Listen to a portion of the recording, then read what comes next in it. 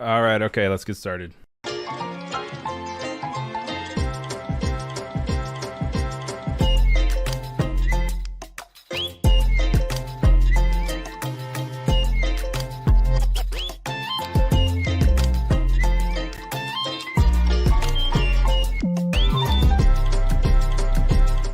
Hey guys, happy new year. Welcome back to offset takeover of Adobe Live. I'm your host, Ryan Selvy. I'm excited to be here with you guys for the next 2 days, today and tomorrow, with a series of guests. First one in our repertoire or schedule is going to be Gene Goldstein.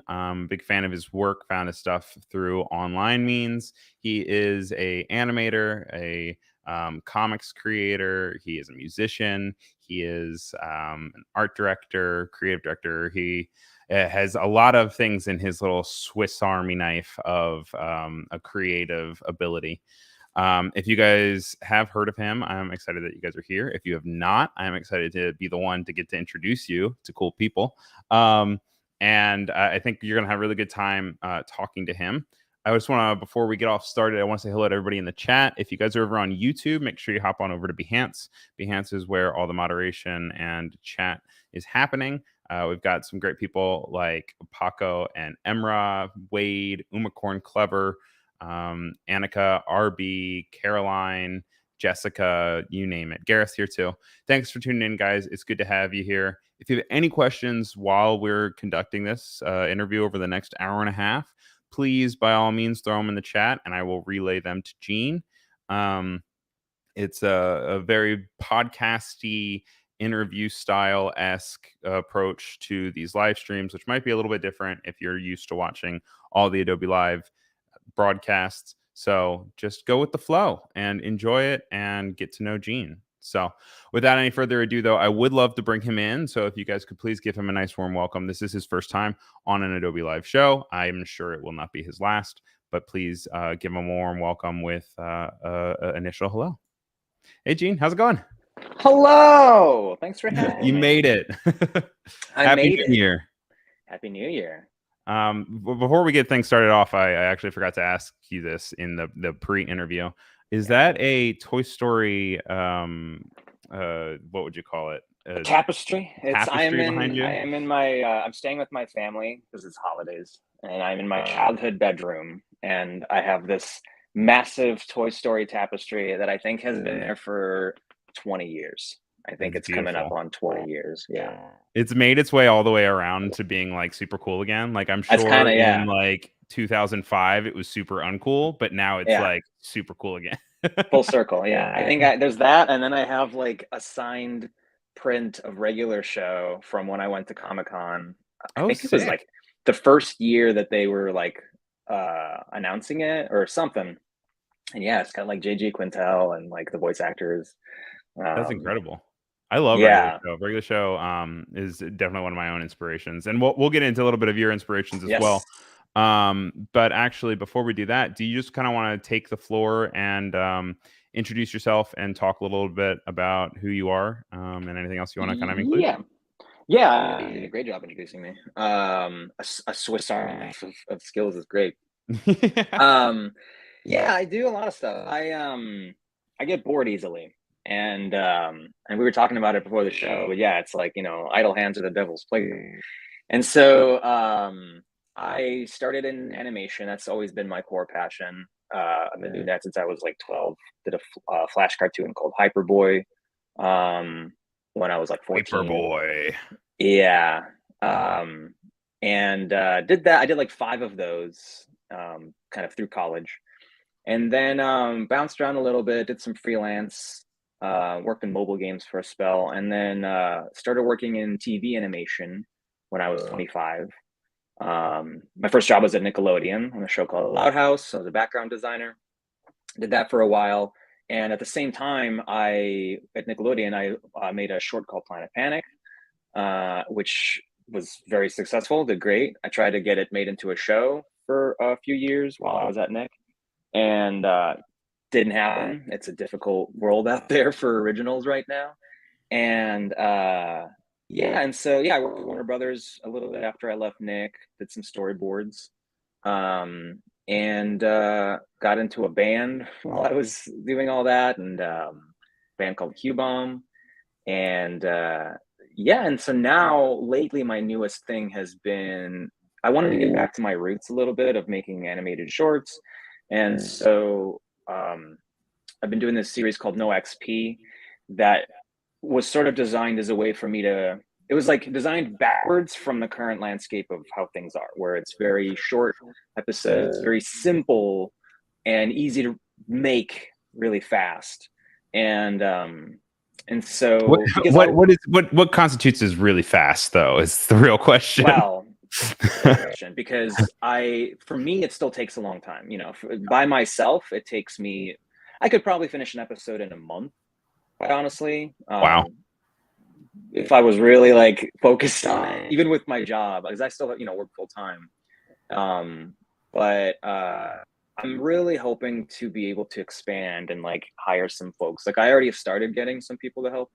But ideally, in a beautiful, perfect world that doesn't exist, I would love to put them out weekly. Right. But at that point, that would probably have to be a full-time job, and I could do it in a week if it was my full-time job.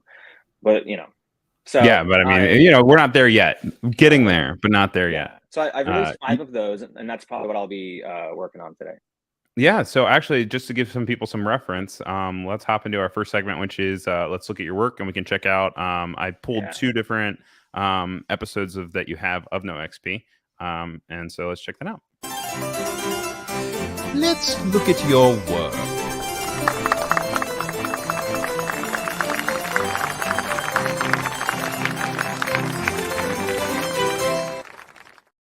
All right, and here is episode 1 of No XP. We got a new student in class today. Tell us a little about yourself. Okay, hello, I'm Jackson. I was brought here from a different dimension when I got sucked into a magical locker. When I landed, I was bestowed the powers of sorcery by a magical old man and given the gargantuan mission of saving this world from destruction. I journeyed with a group of misfit adventurers, culminating in an epic final battle with the moon, which I had to cut in half by summoning a giant sword with the power of everyone's hopes and dreams. I thought that would send me back to my world, but it didn't, so now I'm stuck here. Sick. That's no XP. Something that I immediately have noticed and really appreciate about these. We're gonna watch another episode in a sec, but you have this really good knack of like having in dialogue jokes, and then at the end there's always still a payoff of like one last punchline right in the last second, which is always really fun. Thank you. I mean, that's the goal. I think that one I feel like is such an expo dump that like I worry that it doesn't work. But I think Jackson having that nasally like sinus infection voice is already makes it funnier. And even like the swallow in there, he's like at one point, yeah. Yeah, my girlfriend and I like do that all the time. Feel. Yeah, as a joke, because it's exactly. It's like you're too excited and you start talking, you forget to swallow. And so yeah, but that one is like the joke is how grandiose, and that's an illustration by Lee Cree, who's amazing. And I was like, we got to have a contrast of like really dope anime art while this, you know, nasally little kid is talking about his like epic journey. And that is really cool to see, kind of like the relation of the two, kind of with that epic art and then mixed with this really cartoony style. And we'll in a little bit we'll also go over some of your inspirations as well, but obviously I feel like that comes from a little bit of the manga inspired side of you. Is it hard to kind of have those two coexist in the same piece? I don't think so. I mean, I think that my my influences are pretty wide, but they've been such a big part of me for so long that it's all intertwined over the years. And also, you know, other people have led by example, so it's really fun to take from little bits and pieces from what others have done.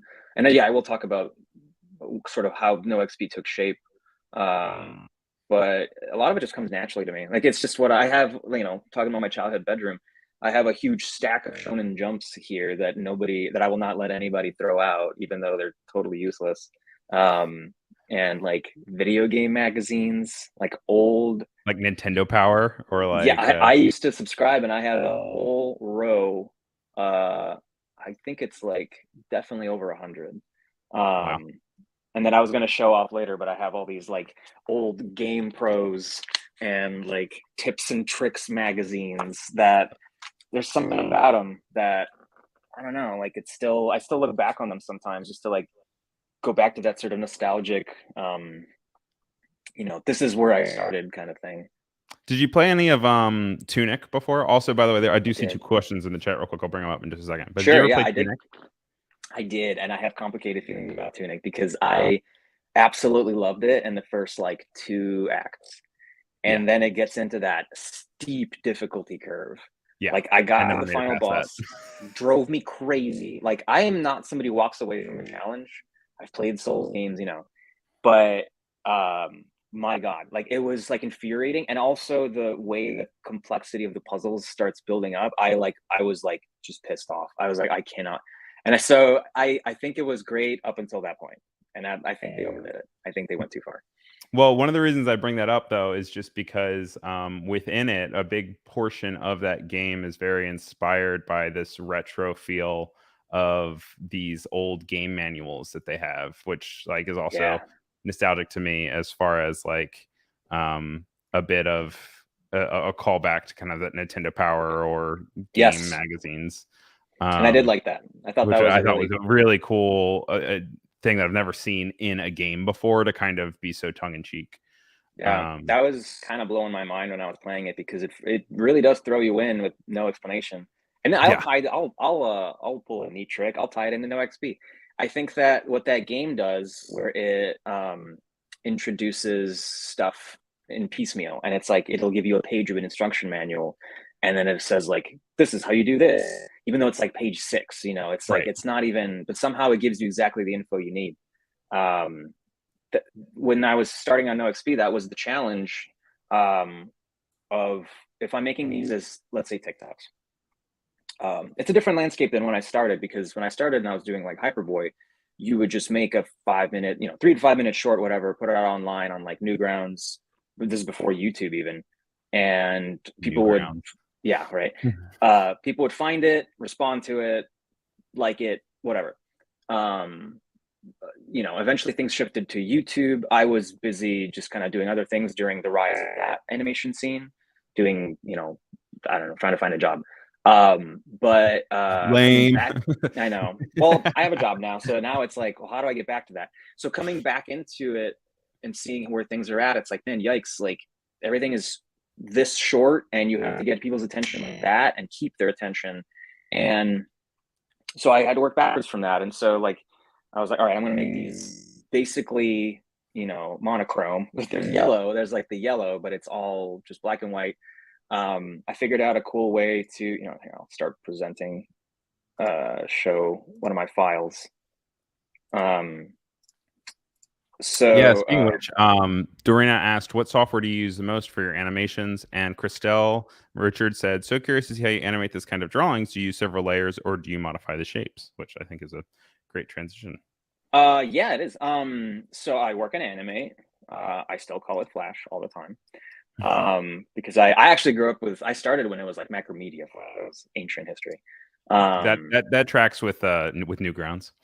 It does, yeah, same era. And so this is kind of how I do it. It's everything's broken up into panels.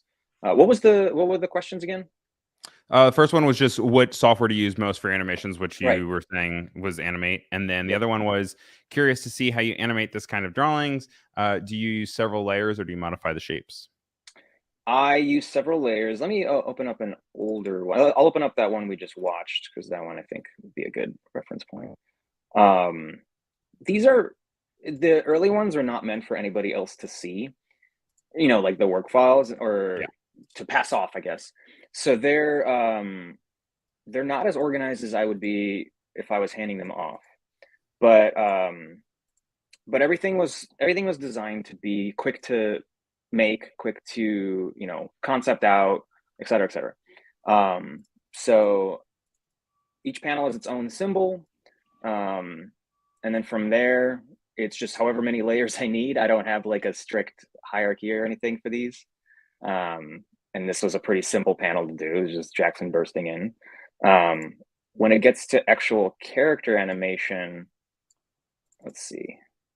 It depends. Jackson here is just a tween with a up and down loop. And that was the other thing too. I was like, I don't want to have any smooth animation in this because that's going to take time. I don't want lip sync. So they never, the bubbles are there, and this comic format is there because a lot of people don't even watch stuff with sound, Right. which is painful. And I hope that they would turn on the sound for this, but it's there, and also it's kind of acts as subtitles for people that might not be, English is not their first language. So I want it to be as inclusive as possible. The bright colors and the sort of comic bookiness of it is a way, it's just an interesting thing I had never seen that I knew I could pull off. So it was a combination of like my skills and what I think people are into. And they're pretty simple. I mean, it's just, tiny little adjustments. Like it's just little keyframes popping back and forth. These are even simpler because it's just an illustration. Can you hear the sound from the thing, the stuttering sound? No, you cannot. Okay, good. Yeah, I don't want to. This is just a tweened illustration. And so you just obviously made these like over in like Photoshop or something and then brought them over, right? But did you draw the actual like small little cute characters in Animate? These are all in Animate, yeah. I have a here's my master list of everything that I've done so far. And kind of organized by size, yeah. And they're not even really like they're symbols, and they're kind of broken up, but most of it is just groups. Like even though I generally do work a lot with symbols because I tried to simplify this, they're just shapes. It's all just shapes, and yeah. And then like Poppy over here is just. I think there's some bits that are symbols just for ease of like reuse, right? And tweening. But Bowser here has a tweened little fire flame thing that I can kind of just continuously. It just always goes, yeah. Yeah. And then now I do see I see Penny there, and I do have that one actually also queued up to show off, and I want to show that one off. So let's check that one out, and then we can hop into Josh's question, which you can think about while we watch this. And he says, "What studios and shows are still using Animate?" So we'll come back to that in just a second. Question. Fractured bone shard, haunted firearm, a vial of slime, battle bunny baby's charm. I think we got it all, Tanya. That charm is pretty rare. These objects should summon the great Papa Desk. What's her deal again? She was the heel master of the heroes who saved the world. Until she was tragically slain in battle. You're a good explainer, Tina. Thank you. Hand me the summon soda. That's cherry flavored. Maybe we got the wrong flavor.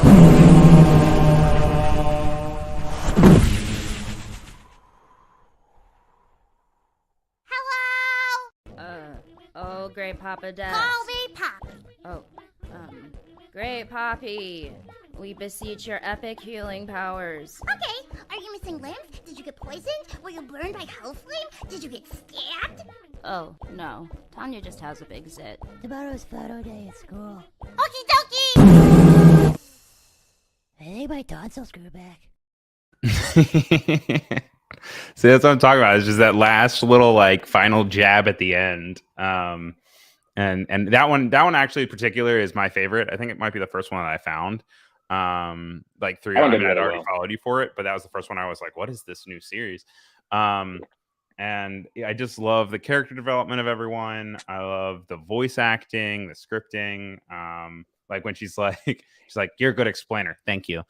Yeah. Like it's just these cute little snippets of, and Umacorn's also calling out the sound effects too. The sound design's great.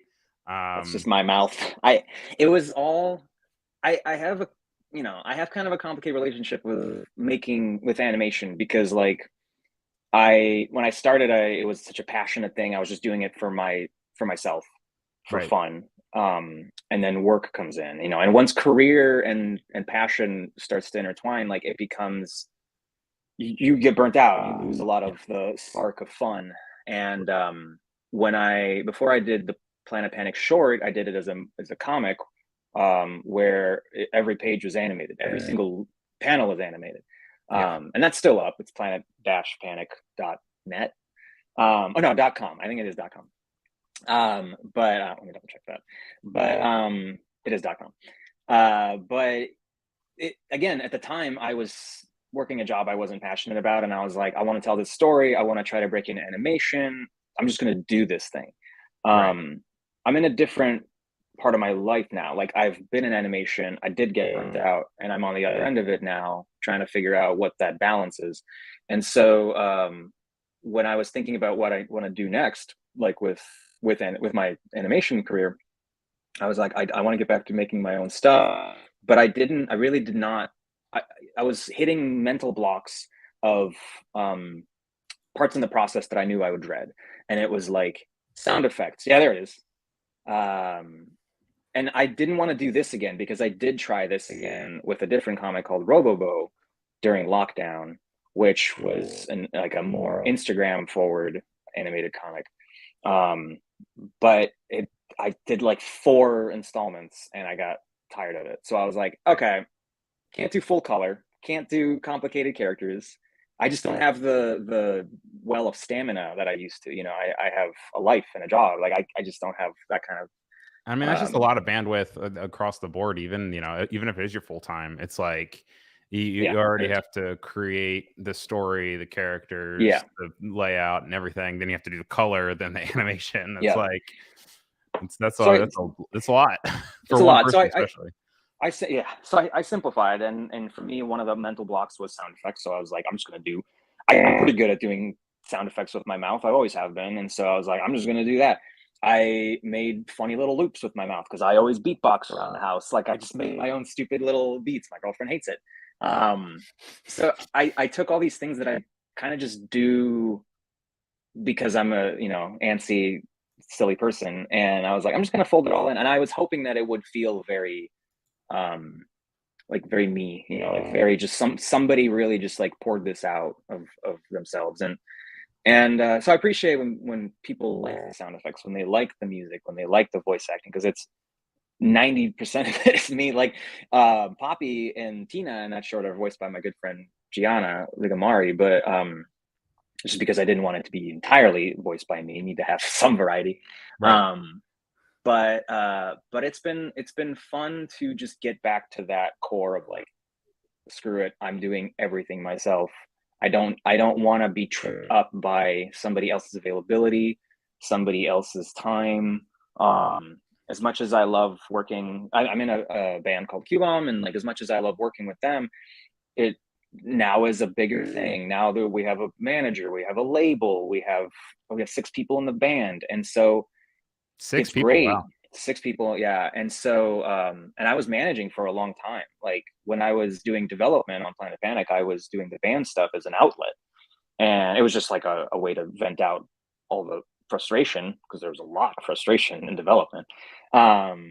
That first album that we wrote, a lot of it's just kind of about the development pipeline and at its core, right? Like the emotional angst of development. But yeah, there's so many moving parts and so many people involved that I wanted to just do something that I have full control over again. And so that's where it came from. It was let me open up that file too, because that one's a little bit more involved too. And that one did really well. Like that one, I had a feeling that people would like it, but you never really know. Right. And let me present real quick. Also, in the chat, people are saying that it reminds them of Powerpuff Girls, Teen Girl Squad. Yes. Lots of really great inspirations there. And in just a few minutes, we also will go in to actually talk a little bit about Gene's inspirations, which will be cool. But neither of those actually were ones that we had mentioned, and I think those are also 2 really great. I I love both. Love Powerpuff Girls, huge fan. I have the box set. Like I think it was a huge influence on me. I'm And a big fan of Craig McCracken's Foster's Home is yeah, my favorite. well, that one was great because it was the first time I saw a show that was clearly animated in Flash at the time. Yeah. And the stuff they did with it was amazing still. I think it's Yeah. still really impressive. And I remember somebody asked about what shows are animated in Flash, but I don't honestly know. A lot of stuff has pivoted to Harmony, and I think Harmony, and I think Titmouse still works in Animate a lot, because I think it's just a pipeline that they're used to. They have a lot of tools, internal tools that they use. Something I want to talk about is like the Screentone effect that I put everywhere, because I had to do some R&D on that to figure it out. I knew I wanted it to not just be grayscale, and I knew that an easy way for it to look expensive, is to add Screentone. And so to make it look like it's something more, like it's not just Produced. Color swap. Yeah, produced. That's a better way. And so it depends on the shot, I think. But I actually developed kind of a system of I'll just do it on a blank layer. I developed a system of coloring things. It took some work. I had to make a perfectly loopable, you can kind of see them down here in the color swatch picker. I had to do these perfectly loopable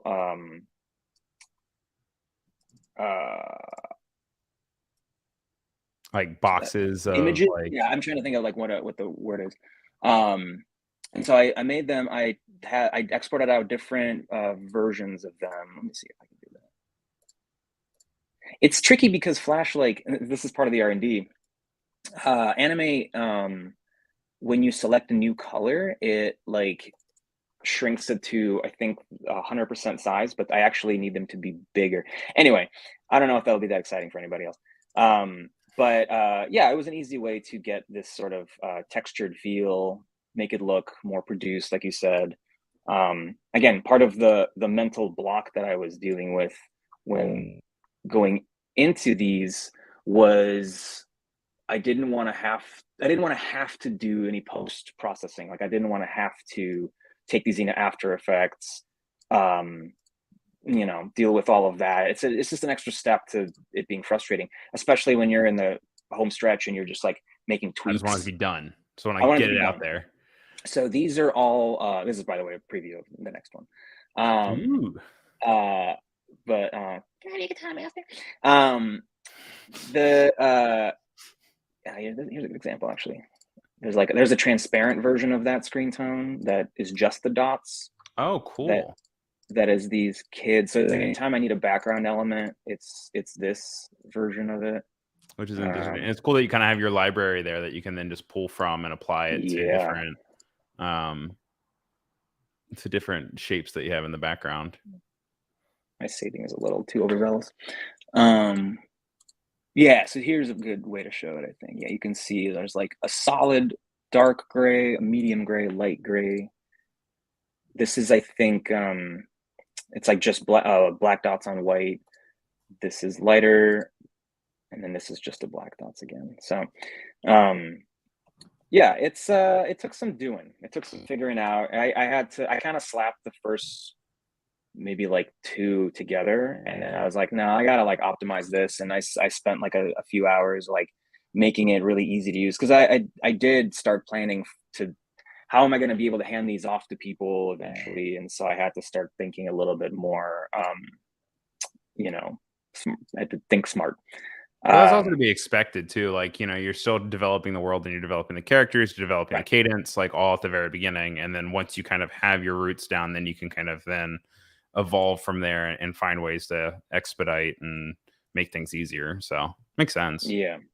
Yeah, and I've been slowly improving it. So I figured out a way to make these entirely in Animate. Like there is a constantly looping background back here.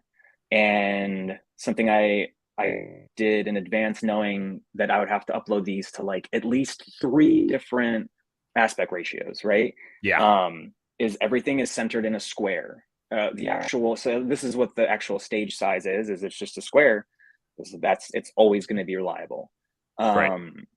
But then there is a wide version that when when I'm exporting these out, I'll make it, 1920 by 1080. I'll export that out. There's just so there's a little bit of space on either side. That's for YouTube. I'll do the tall version.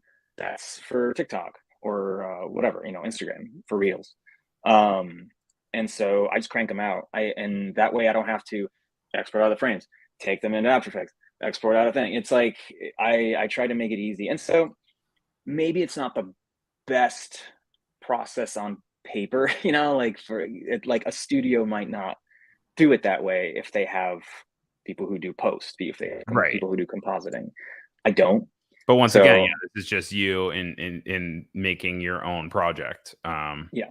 Which I think a lot of people also watching might be in the same boat. So I think that it's useful to be able to see how you can create a file that, yeah, you can just export out and then you can just upload it to 3 different places. Yeah. No, something that I always talk about is like scoping down and making projects achievable. I think everyone's guilty of having a project that's too big and then it never gets done. You never finish it. I've done that, and I've learned from it, and now I am trying to just do stuff that I know I can finish, and also have exit points. And I think it's a difficult one to kind of explain, maybe, but it's like if you feel like maybe you won't be able to finish, even if you have a story, if you won't be able to finish, you want to have places where you can walk away from it and still have it feel finished to somebody that's passing by, so to speak.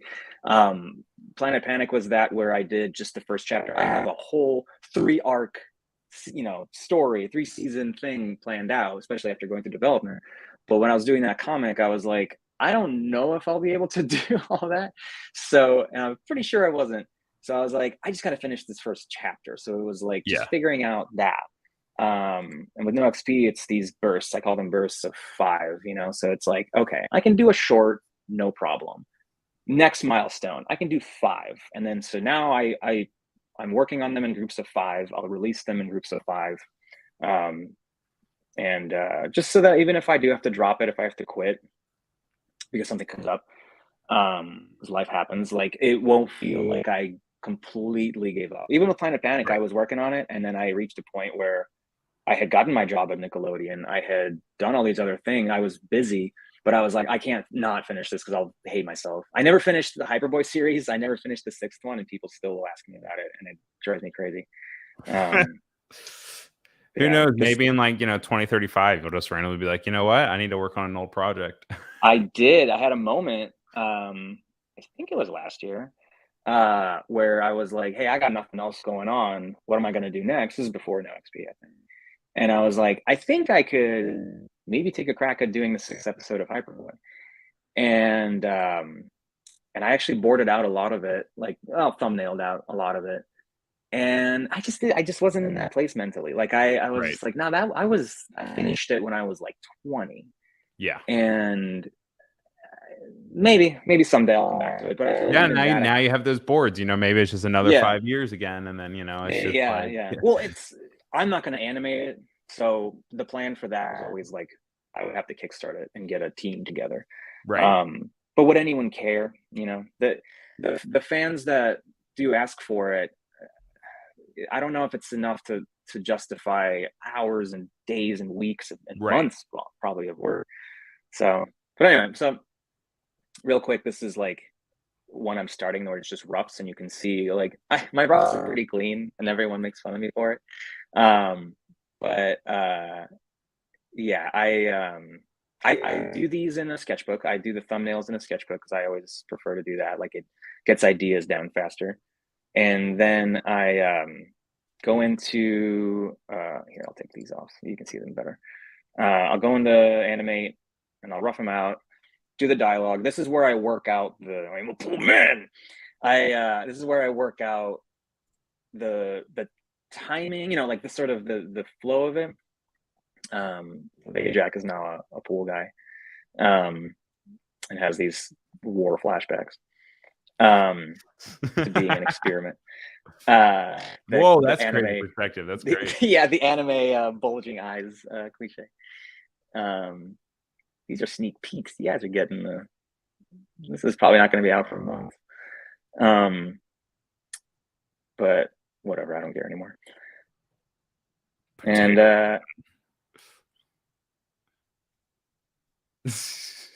and got all done. And then, so the punchline thing you've mentioned is like you gotta leave people satisfied, you know? And so like with the way, you know, I was looking at TikTok, I was looking at a lot of other shorts, and I can talk about those influences later, like other people. And it even kind of comes back to how I write songs too, where it's like you want to have a strong intro, something that gets people's attention, and you want to have an ending that feels satisfying. And it seems obvious, but man, a lot of stuff I'll see, like people forget that. And I think it's important. I think if you get those two things, everything in the middle, as long as it like looks nice and you put in an effort, it's passable. You know, it's fine.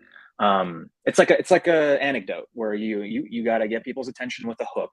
You know, two ducks walk into a bar or whatever, and then the punchline is where you get them laughing, and the joke itself can be 5 minutes of setup. It's like the Aristocrats thing, where it's like all setup. Yeah. So it doesn't really fully matter. It doesn't have to be a zinger a second. So it's very structured. I've been thinking of these very structurally. I don't want to say formulaic, because I think I'm trying to change it up a little bit each time, but there's a structure, and it makes it easier to wrap my head around what I'm going to do next. It's like, a structure or a system, you know. And formulaic, I can see why you wouldn't want to use that word, but I think that it can make sense for systems and creating something that is expedited so that it can actually be made and finished. I think makes sense. Wade says a clean rough is just unpublished ? Which is a funny point. But you did bring up that you were doing your roughs and doing some thumbnails in your sketchbook, which is a great transition into our section called What's in Your Sketchbook? Ooh, what's in your sketchbook?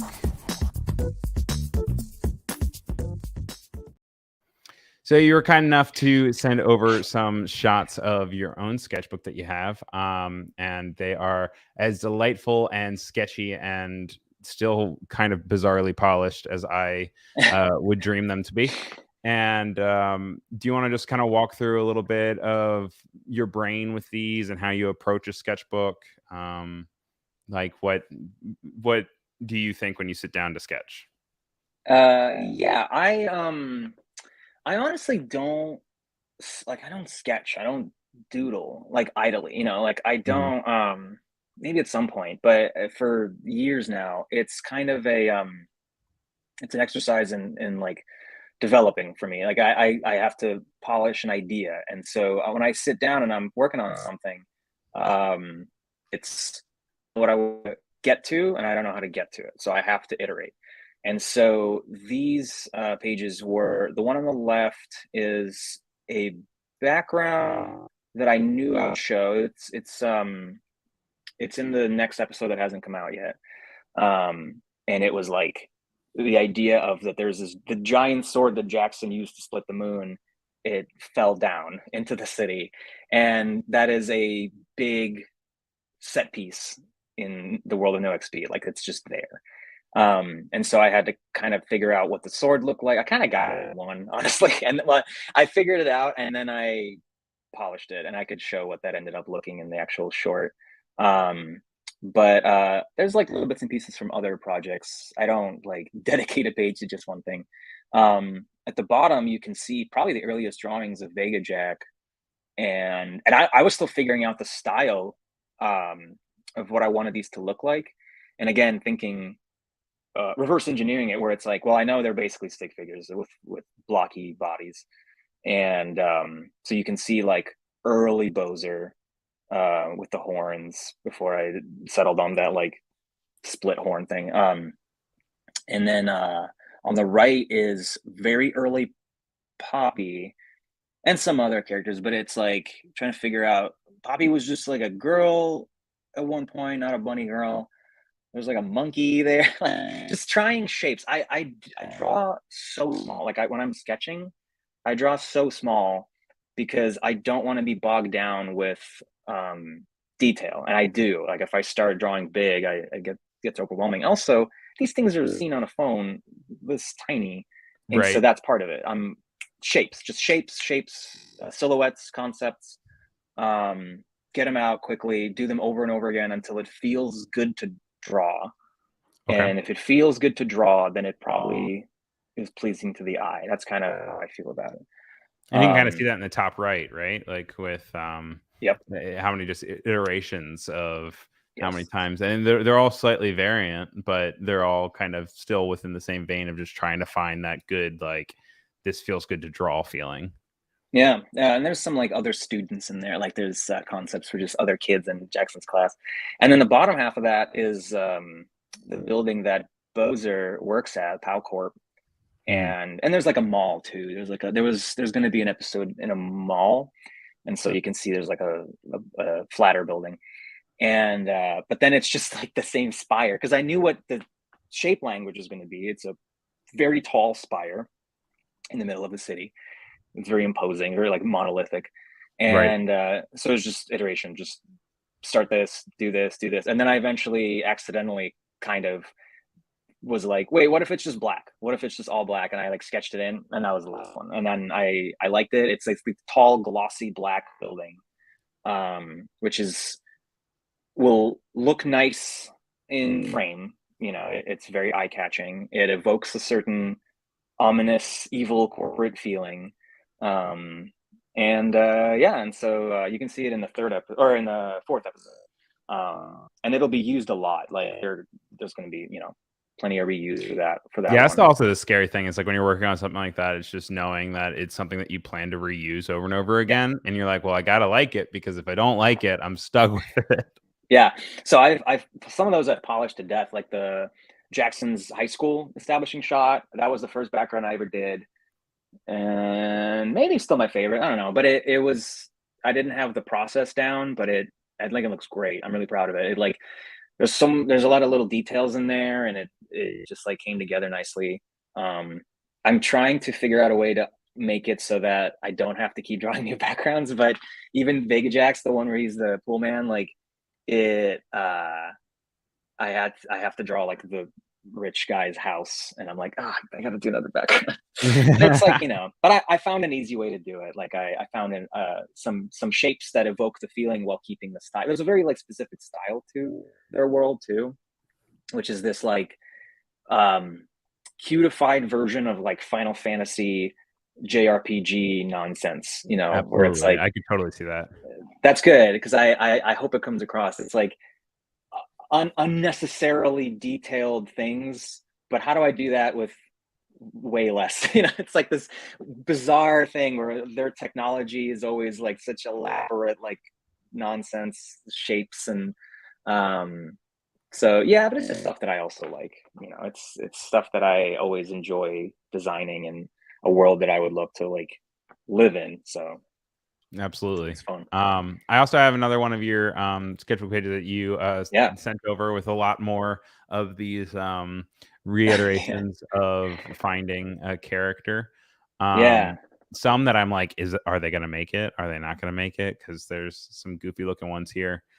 But I'm noticing that it's all mostly just ink. Do you ever also sketch in graphite, or are you more of just like, I want to do this to completely commit to whatever I have made and move on to the next one? Gotta commit. It's a long time ago I switched to only ballpoint pen, because there's something about, first of all, my sketchbooks are like diaries, and I go back to them and just like flip through them sometimes. And graphite, my older sketchbooks that were graphite, it gets smudged, it gets it doesn't look great. I hate drawing with pencil. Like my whole bottom of my hand starts to look all black, and so like. Are you left-handed? I'm right-handed. You're right-handed. Oh, okay, cool. So that's not. It's not a matter of, I always feel bad for the left-handers that always get their I hands know. smudged whenever they do Yeah. anything. It still happens though, but pen just feels, yeah, it feels permanent. It makes you have to draw with purpose, um, and that helps. It helps, like the permanence helps because you can't fix things. So the reason why I do these really quick iterations is because it's like it's permanent, but I can still track my process. And sometimes I'll go back a few steps and see something that I might have erased if it was in graphite, but it turns out actually working. So there's a method to the madness. It reminds me a lot of Aaron Droplin, the graphic designer. I remember watching one of his videos in college, and it was one of the first times anyone had taught me to be like, don't delete or get rid of anything that you've done in the process, because you might want to come back to it. And I've never really approached illustration or character design in that way. And it's really cool to see how you do that. And then you can kind of pull back later from different things that you've made. Yeah. Yeah, on the left, there's some more of that sword, the big sword. There's some more like students trying to figure out how the desks work in a way, it's everything's flat too. Like I wanted to stick to this like very two-dimensional, almost like side scroller style for everything. So it's like, how the hell does a desk work with a kid in it, with these weird little blocky head kids? But it also makes it so like you can easily crop it and have only a sliver of it. Because I see that you do that a lot in your files that we were looking at, was kind of how you'll have the whole desk there, but only the top of it will be in frame, but you have the whole thing. So you can, since it's so simplified, you can just kind of move it around. I cheated a lot. Yeah. I think certain frames, their legs are this short. Some of them like this, it's like whatever. But is that cheating, or is it all just part of the media? Like you are kind of, I remember when I first saw the No XP, I was sending it to friends that I know that I'd done webcomics, and I was just like, look at this new format. I think one of the first things I commented was like, what do you even call this? Is this a webcomic? Is this an animatic? Is this an animation? And I think as the format also evolves, whether that's through Reels and TikTok or long form YouTube, it's cool to see you adapt and also create this new thing, because you can't just take a Nickelodeon show and put it on TikTok. Like that's not going to work. Like that's not what it is. But you also can't just take a comic book page and put it on TikTok, because that's also not going to work. Right. So I think you use cheating, but I don't even know if it's cheating as much as it is like, Shakespeare came up with new words. Like you have to come up with new solutions. No, it's true. And I appreciate it. Cause the best inventions come from necessity, right? And necessity is the mother of invention. And so like, if this is the hellscape that we're in, where everything has to be a TikTokable, TikTokable. How do you make animation work? And I've had friends who tried it, and just seen other animators try it, but it's like not sustainable with the pace that they want these things. And even this is not sustainable. This, they want to be posting every day, like multiple times a day to like feed their hungry algorithm.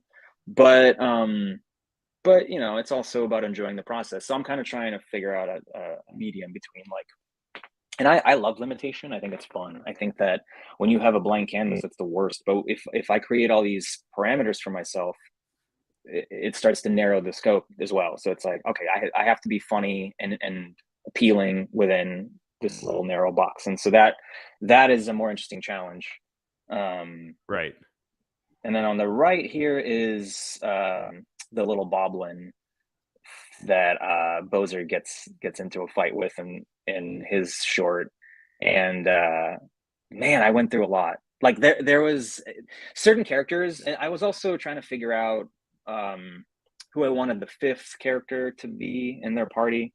The clown, it ended up being Toots the clown, but it was like a lot of thought. I had already started on the shorts, I think, and I was still like, I don't know.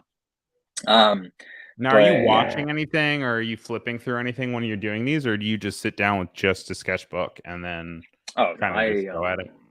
I have a terrible attention span, and so like always have a movie or a show or something in the background, and it's become a very like comforting state for me to have like a movie that I don't have to pay attention to, and just like doodling or like, you know, working on like Gundam model kits or something. Like it's like Right. this my two halves of my brain feel happy when it's in that state.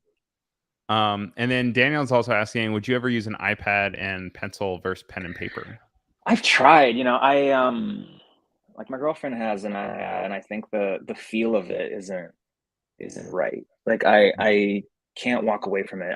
When I design stuff or when I'm thumbnailing or whatever the earliest version of that process is, it kind of always has to be on paper. And Right. then I'll go into, honestly, usually Animate because it just feels good for me after all these years. And so I'll draw a character, start adjusting things, you know, tweaking little bits and pieces. I'll start doing a rough of the background and then shifting. I'll group things and kind of scale them up and down. I'll skew them. And then once that's in a good spot, then I'll do like clean lines and then get into animation. And so it's like this, I always think of it like a marble statue where you're just like carving away at the statue within, you know. Yeah. Now, is that all with a Cintiq then? Yeah. I have a Cintiq. Although funny enough, a lot of the NoSP shorts are animated on this dinky, tiny little tablet. Yeah. I think it's like a Wacom Bamboo, or I don't know what it is. But I got it specifically in lockdown because the Cintiq kind of got tainted as like a headspace thing by work. Yeah. And so when I was sitting down to work on my own stuff, I was like, I don't want to be behind this thing. I've spent 8 hours here. And so I was like, well, I did all of the Hyperboy shorts and I think I know Panic comics on a tablet. Right. And it's more tied to my work, you know, like my personal work. And so I bought this specifically so that I could sit at the couch with a little like roller table, Like a little TV and tray. TV tray, yeah. And bought one just to work on my own stuff again, and created a little micro workspace that feels separate from the grind, you know. And so Right. whatever works, man. I say like whatever gets you there to make stuff, because like there's so many blocks. Like life is one big blocker, one big creative blocker. So No, that's great. I mean, and knowing yourself and knowing what you have to do to get over those blocks and those hurdles is different for everyone. But I think it's important to experiment and kind of figure that out. Speaking of like watching different stuff and like what works for you, though, I think that'd also be a really good time to talk about some of your inspirations and the things that you have learned to draw from. Both draw in the sense of like physical draw and also like pulling from. So let's check out some art talk.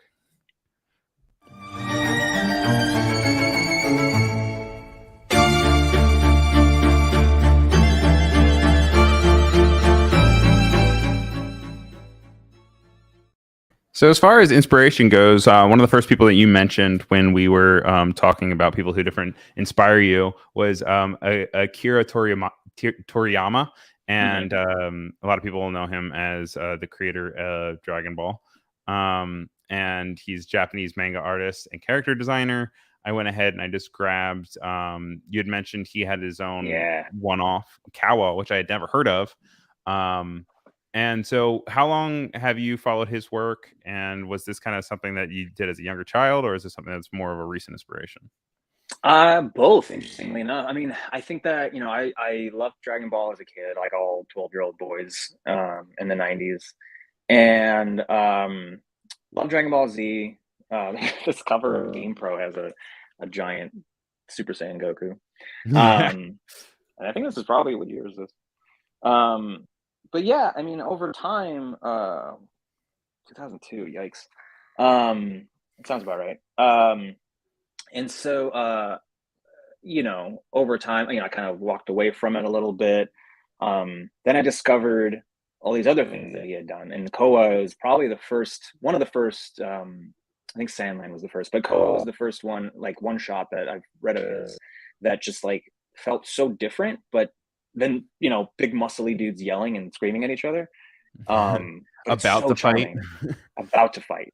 And Koa is just like a little vampire boy that has to help his village recover from like a really bad virus, like a flu.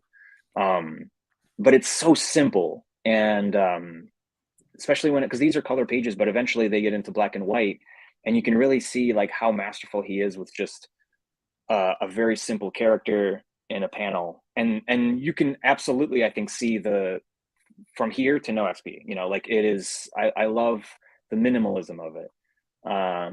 And then I went back maybe like 4 or 5 years ago, and I read through all of Dragon Ball, which I had watched the anime of a little bit, but never read the manga. And so I was like, I'm going to embark on this journey. I'm going to go through all of classic Dragon Ball, where Goku's a kid, a little kid. Yeah. And that was Toriyama coming off of Dr. Slump, which was a gag-based manga, so it was very funny. It's way more about comedy and silliness, and then it evolves into what is on screen now, where it's Vegeta and them kicking the hell out of each other, and Right. which is fun in its own way. And I recommend anybody that likes manga or comics definitely if you like manga. I mean, it's a classic, but it's an interesting journey going from the beginning of Dragon Ball to Dragon Ball Z, because you can see the editorial gears turning, where they're like, this comedy stuff's great. Once you start doing this fighting stuff, it's really good. Do more of that. Like you can feel the editor responding to what's popular. And so it's like, we want more battles. We want more of this. And Toriyama still tries to keep it funny and lighthearted, but it clearly wasn't working. So they're like, no, double down on the drama, make it more serious, we need another form. We need another, like whatever was working, they keep telling him to add more. You can feel it. Right. And also he's doing these weekly. And That's insane so to me. I can't even how they don't sleep. There's a lot of those manga cards is very unwell. And they're in and out of hospitals a lot, which is a shame. I think it's getting better. I think they're giving people more breaks, but yeah, it's insane. And I think there's a small part of me that still is trying to match that kind of frequency, which is why I say I want to do No XP weekly. I don't think I'll ever get to that point. But it's a goal. I think though there are some overlaps of between the No XP also with this. Is like when I pulled these pages too of just a random preview that I could find, but even with the block and dock kind of being blown up and coming out of the frame reminded me a lot of the ones you had. And then also on the left, you have that speech bubble that kind of breaks the barrier of the panel, whereas everything else stays within. And that was also kind of reminiscent of No XP. So I can definitely see the crossover of these. A funny thing that I found about these is this entire book in the top right, they're like telling you to go from right to left on every single page. And it's like, you think you would, put that maybe in the first few pages, but it's every single page. Yeah, I don't know why they did that. I think Dragon Ball falls into a weird spot when manga was still not a household thing. People didn't know the rules. And so a lot of the early editions have that stuff because people just didn't know. Medium. Yeah. They're new to the medium. They don't know, they don't have the literacy of it. And so yeah, I have like this huge stack of Shonen Jumps over here, and it's they taught that. Like I learned to read from right to left with Shonen Jump. But yeah, I love breaking the frame. I love breaking panels. Planet Panic I had a lot of fun exercises and like messing with the structure, especially because it's animated. I was like, how do I create a loop within each of these? What's the fun part of making it animated? And so I did a lot of breaking the frame, a lot of like shaking the frame if it's an impact. Yes. It's like, it's like taking the feeling of animation of like an animated thing, but compressing it down to a panel. So you get into some really, and the same thing in No XP, like when something impactful happens, I shake the whole panel. Right. So it's fun. It's just fun experimenting with things. And then one other inspiration that you had mentioned, I know, was Ice Cream Sandwich, which I actually had also kind of liked his work as well. And he is this other weird way where it's like he is creating in the sense of like for YouTube, but he started off as web comics. and Yeah. he kind of has this crossover that's also like I can't think of the other guy's name. I'm like, well, I'm trying to say like Loud House, but that's definitely not it because we were talking about No. Loud House on Nickelodeon. Odd One Out, is that the one it is? Oh yeah. He also has a similar kind of exploration of animation, animatic kind of vibe. And this one, I can also see strong relations to No XP. They definitely feel like two separate things, but I can see I can see drawing inspiration from something like Ice Cream Sandwich. Well, a friend of mine showed me one of these, and not even just thought it was funny, and it's so simple but so effective. Yeah. And I don't think I'm anywhere near as funny or like charismatic, honestly, as Ice Cream Sandwich. Like he's just really good at telling these stories, and every single drawing is funny in some way. Like every little moment. I'm not even close to matching that, but it is something for me to shoot for. I think that like it's basically a stick figure. So yeah, like when I was designing No XP, I was like, well, if he can do it, like I can figure it out. I think I can make it fit this like faux RPG thing. Just focus on only the bits of information that are necessary, like big spiky hair. Now you know that it's an classic anime like protagonist. Right. But yeah, I love what he does. I think it's super funny, and I hope he has a lot of success. Oh, I mean, he certainly already does. I can tell you that right now. Yeah. No, he's doing. Man's got 3 million followers, I think, almost. So yeah, crazy. Yeah, he's doing okay, I'm sure. But I do know that we are about an hour into it, so we're gonna try to do some monkey paws real quick. Ooh. So let's check that out.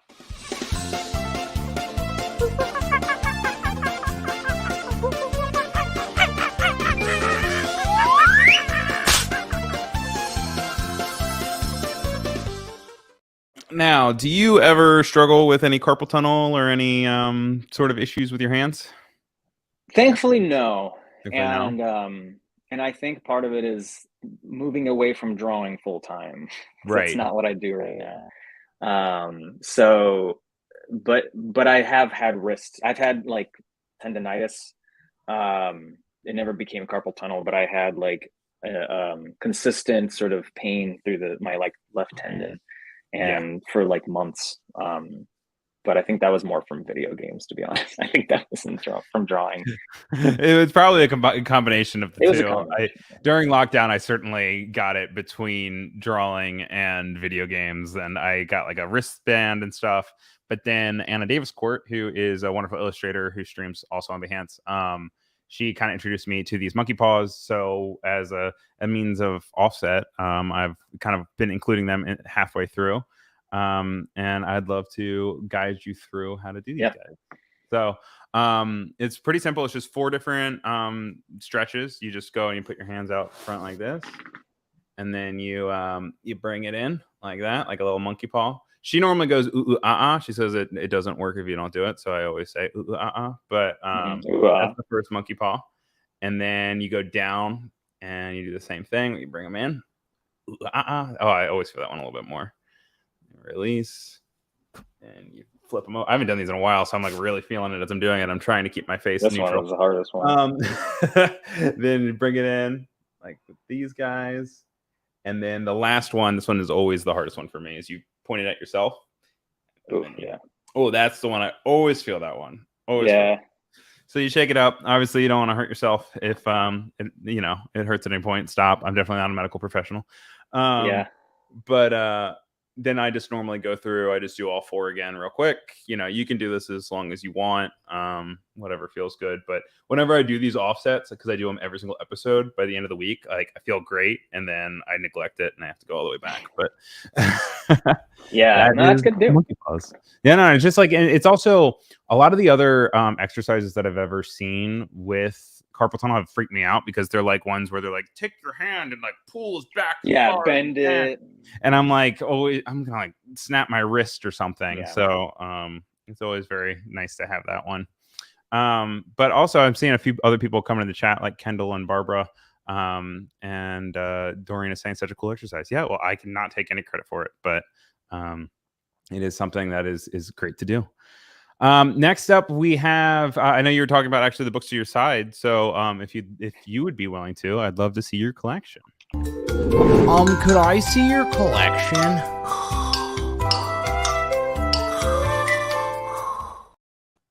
So you said that you've been collecting these since you were just a young little whippersnapper in the 90s. At your parents, right? Collecting is a strong word for it. I think. Didn't you say you have 100? Well, that's Nintendo Power. That's just because like I was not throwing them away, which would be collecting. Yeah, yeah. You got me. I mean, I think that I'm a sentimental person too. I can't throw things out, but yeah, I had a subscription to Nintendo Power and Shonen Jump. That was my big two, and yeah. I mean, the thing is though, like I've gone back to. Like I've read through all my shonen, not in any recent years, but for a little while, I would go through all of my shonen jumps and just read all of the manga that was in there. There's something I really like about like sifting through a time period too, you know. And I honestly, a lot of the time, it's not even like the main articles; it's all the little things that they throw in, just like right. I don't know, like this one, this Tips and Tricks magazine from. 2001, February 2001. This is over 20 years old. Wow. It has Mega Man X5 on the cover, and I probably got it from a grocery store because like a 7-Eleven or something. Thought it looked cool. Yeah, Mom, can I have this? Yeah, I don't know. Like even just this like image of like, and then, you know, they have a guide or whatever, and it's like even just that image of like all of the armored suits you can find probably sparked something in my little brain, and I would like go through these guides, never playing the game, but like filling in the blanks and kind of just coming up with my own versions of everything. And like they have all this it's just cool art, you know, like they have all the like concepts. It's like they're like little art books for me. Yeah. There's this huge ad for Paper Mario, which I'm a big fan of. So like this might have been the first time I saw an ad for it. I'll tell you what, Nintendo ads that I follow, I think a Instagram account that has old video game ads. They used to be wild. It was the Wild West back then. It's like amazing the things that they used to put into magazines. There's some like that in here. I mean, they advertise like a Spawn game, and it's like this massive like 2-page spread of like all these Todd McFarlane drawings. It's like really cool. And so Josh is saying that he misses magazines so much, which it's a shame because like for a while there, it seemed like they were going to evolve into like this new iPad form, but they kind of never really made the jump. There's some that do, but nothing like the prevalence of what they were in, you know, the 2000s. Which is a bit of a shame. It's a shame. You know, I don't know how to find for a moment. I think Tumblr filled the void for me where it was just like cool images that I could save to a folder and look back on as like inspiration. Right. Obviously that's gone. And so it's definitely something that I actually like considerably feel an absence of in my life, is like a place to just see cool images in a way that where it's like presented in an appealing way too, where it's not just like people's art. Like the concept of the feed is exhausting for me because it's just like it feels like a pressure to like see everything that everyone has put out. And I don't know, I like a curated thing. There's there's like this fan art section in the back of this, and there's this probably small child's fan art of Silhouette Mirage, and that is more or less what that character looks like. I've never played that game, but just this image alone was like weirdly influential. Like I've looked it up since then, you know, I kind of figured out what that character was, but it's that like iconic anime, like you know, sort of chibi looking character with like long ears or whatever. You could even look at Poppy. Like there's little bits of visual language that I grabbed from very strange sources and just never let go of, you know. I like this ad for Breath of Fire 4. It's just like really nice character art. So now I do think this is also a great time to check out From This to That, because I also grabbed some of your old art. And I feel like that's also kind of getting closer to the time of these magazines. Let's check that out. From This to That. So I went ahead and I pulled your super old ones from Instagram.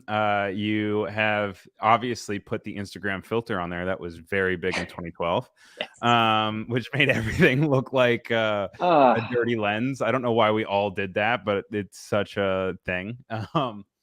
Now, I do see definitely some through points from here to where you are now. What do you think when you see these old pieces now? I'm actually still pretty proud of this stuff. There was a moment where I was doing a lot of like full page ink drawings in my sketchbooks. Right. And I was taking the train a lot. I think the one on the right is from my first and last Inktober that I ever did. Probably like 2012, I guess. And I did an experiment where, well, it was Inktober, so it's like you do a different thing every day. But for me, it was like I want to tell a whole like anime-esque story in 30 days. And so the first day was the main character, then it was their friend, then it was this, then it was that, and then it was like the villains. And the whole thing was about these tree people. It was like a shonen story, but everyone is a tree person and it's about fighting and whatever. It was a really nice experiment. I recommend everyone do it because it makes you focus in on character tropes and sort of ideas. And I would like iterate a little bit. Like I would maybe on the back of the page or on the side, like draw some really simple little roughs. And then I would do these. And again, working with ballpoint pen, I would start with very loose, light, sort of structural stuff, and then start doing these thicker lines. And you can't see the structural stuff. It's really interesting. It's like when you scan stuff in, you can adjust the levels or whatever. Part of the reason why I did these Instagram filters is it just makes it look a little bit more presentable, and it takes out all the lighter lines. Yeah, entirely. You can't see any of it. It's just, it looks like that's just what you kind of put, pen to paper. Yeah. So but I used to do these a lot, and I would do them at conventions. Like when I was tabling, like I would do commissions that way too. So I got pretty, it was, and there's certain things I was trying to master, like volume, drawing with like sort of volume in mind, and and also like line control, like line width. And I mean, I came out a stronger artist from this era, but I've moved on. Like it's pretty rare that I do like a ballpoint ink piece, I guess. And at full scale too. I know you were talking earlier about how you like to work smaller, and these obviously feel much bigger than anything else that you showed earlier in your sketchbook from today, which is kind of interesting to see. Yeah, totally. But it's very inspirational. Like I said, I can still kind of see, like, especially in the hands of this warthog, like I can definitely still see like similarities of stylization, and you can tell that it's you. But it's also really cool to see places that you've refined and grown a lot stronger with, and really have become the artist that you are now. I don't know if I could draw these now. I feel like I think everybody can relate to that, but I look back on some old art and I'm like, I used to be better. What happened? Like, no, not at all. I mean, like I said, I still think these are great, but I also love what you have now. Mike's also saying that it reminds him of Hilda, which is also a very good like kind of crossover too, because Hilda's a very pretty show. Which I actually honestly need to finish because I have not. But definitely something worth comparing. I appreciate that.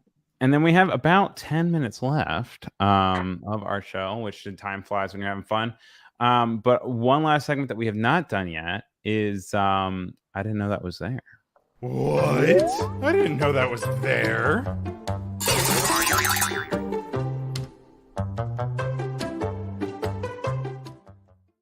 So you pulled up I just called it Flash. I did it. I did the thing.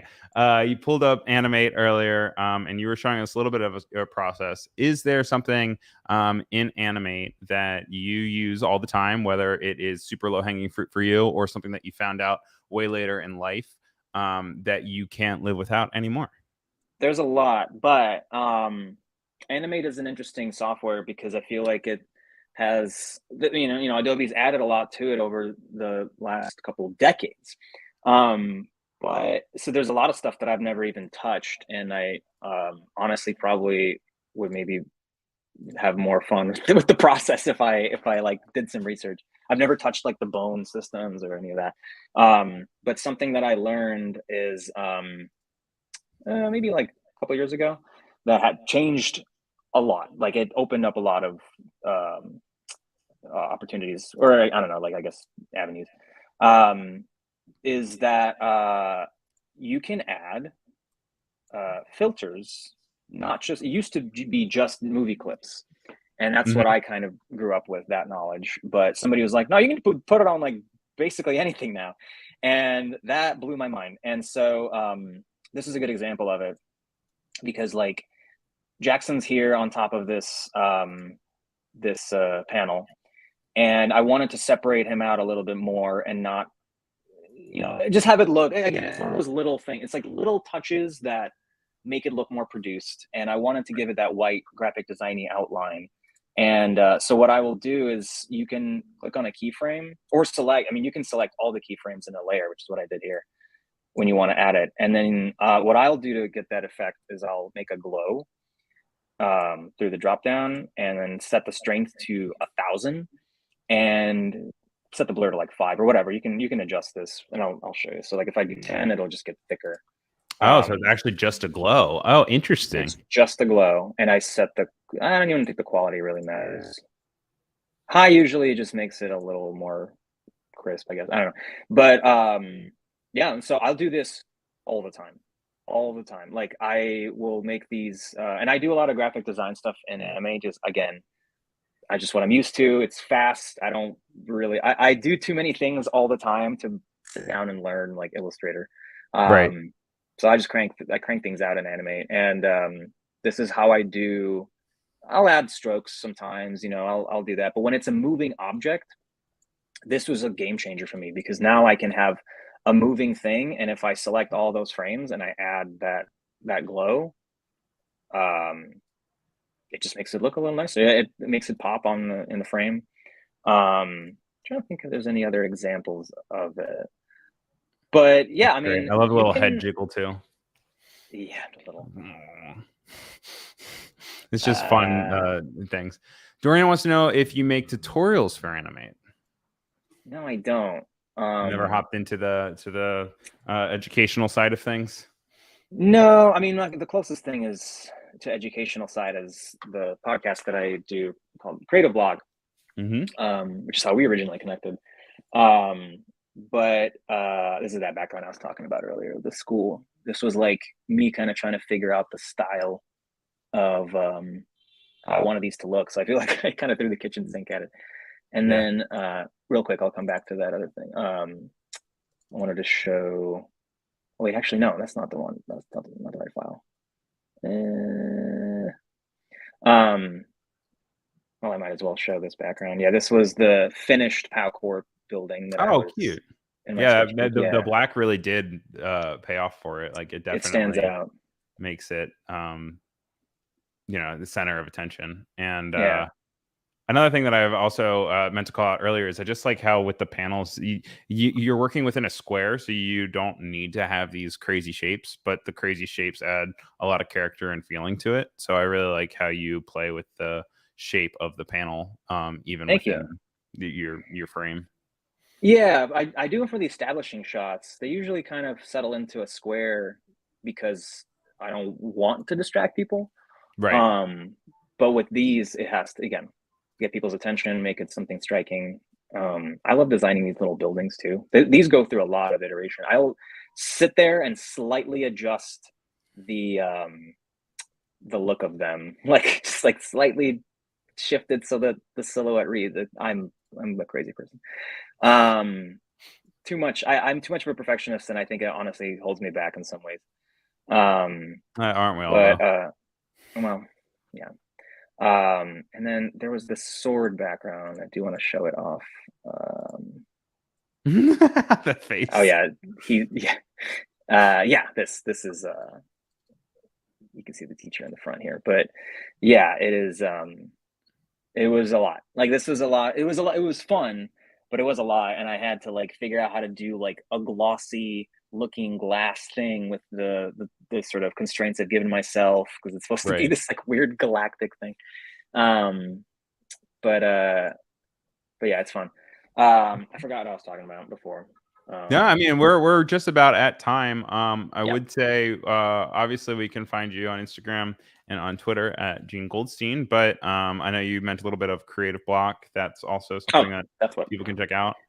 And Yeah, what's so next for you? What can we expect to see you do yeah, next? just to finish that thought, yeah, like I did a podcast called Creative Block, and that was or am doing, and that is the most educational thing I've done, just because like I wanted to get that information out there, like what it's like to work in the industry. But tutorials and stuff, it's a lot of work. So I do want to kind of start doing more streams, or I like just while I work on these, and so that might be a version of that. But other than that, yeah, I do Creative Block. I do no XP. I post that everywhere: Twitter, Instagram. I'm at Gene Goldstein everywhere, like you can see right here, like Ryan set up. That's probably the main two, and TikTok now. You know, I'm posting these on TikTok. They're doing pretty well, which is good to see.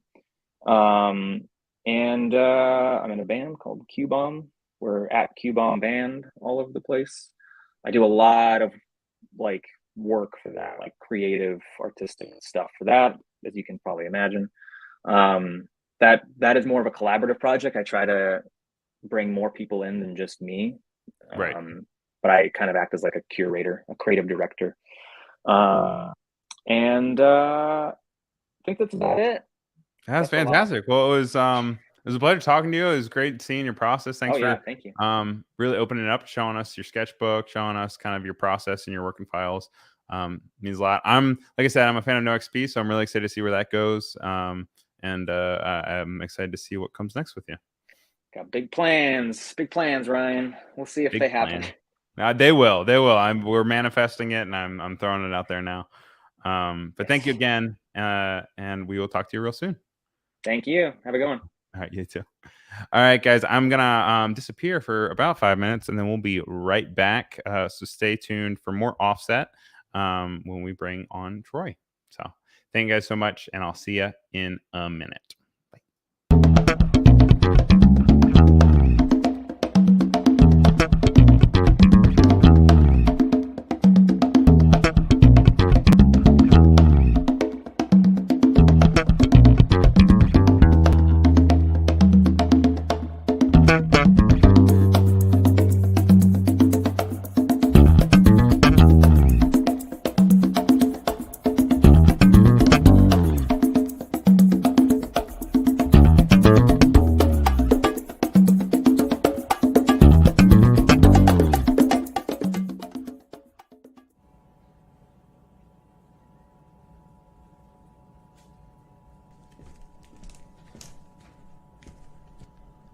You're still here?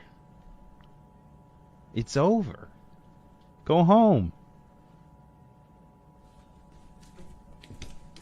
Go.